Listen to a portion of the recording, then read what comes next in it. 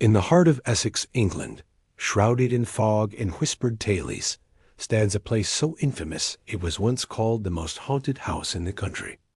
This is the story of Borley Rectory, a home built on cursed land, tormented by spirits, tragic tales, and ultimately destroyed by fire, leaving behind a legacy of fear that chills to this day. The story begins long before the house was even built, on the grounds of an ancient churchyard. They said the local legend tells a tragic tale from the 13th century, a story of forbidden love that would stain this land forever.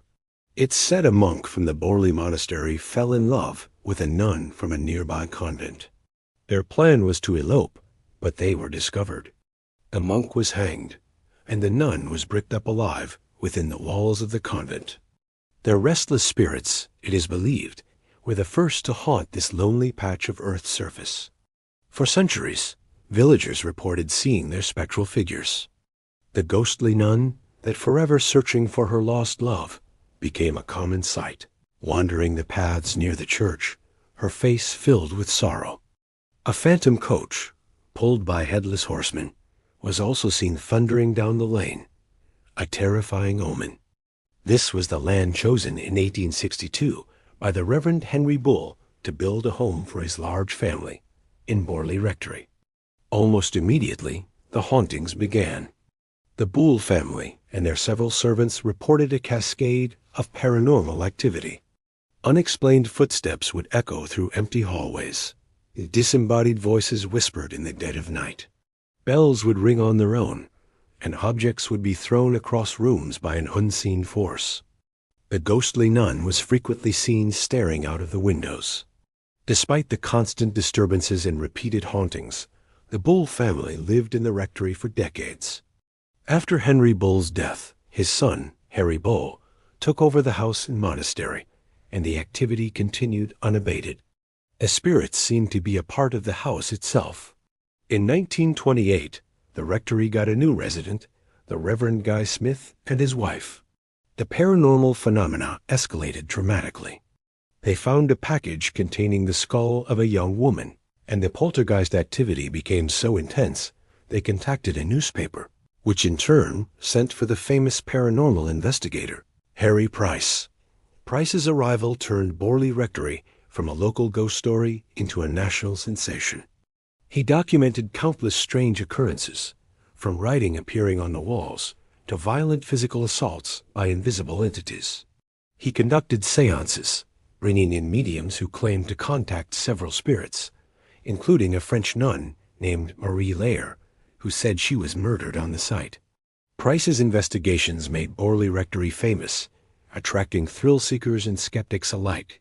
He rented the property himself for a year, assembling a team of observers to meticulously log every strange event.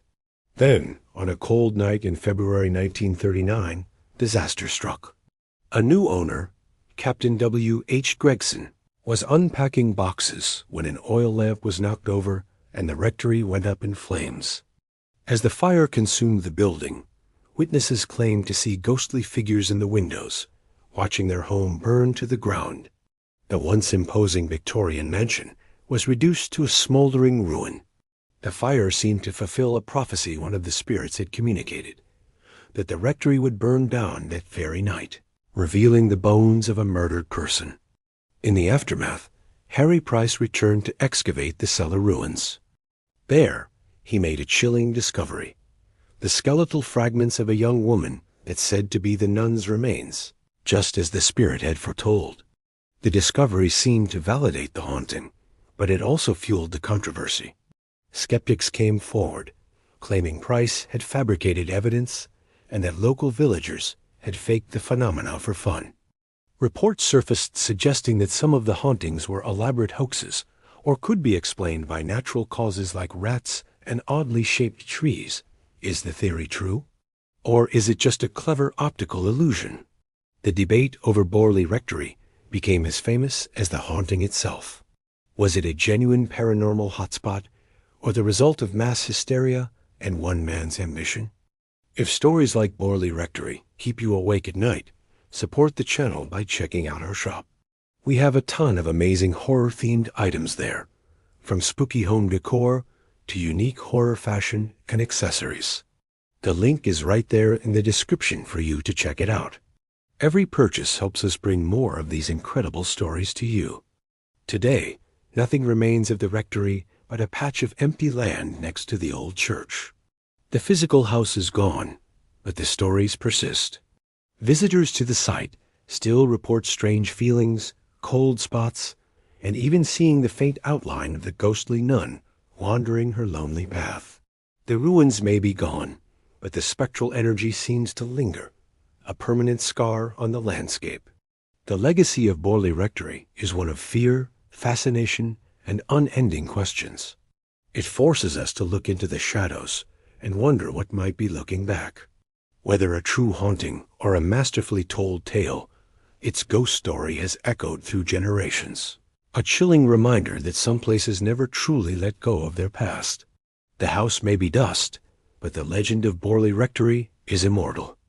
If stories like this keep you awake at night, why not support our channel by liking the video, subscribing the channel, and sharing this with your family and friends, so they'll know the full story of this haunted house.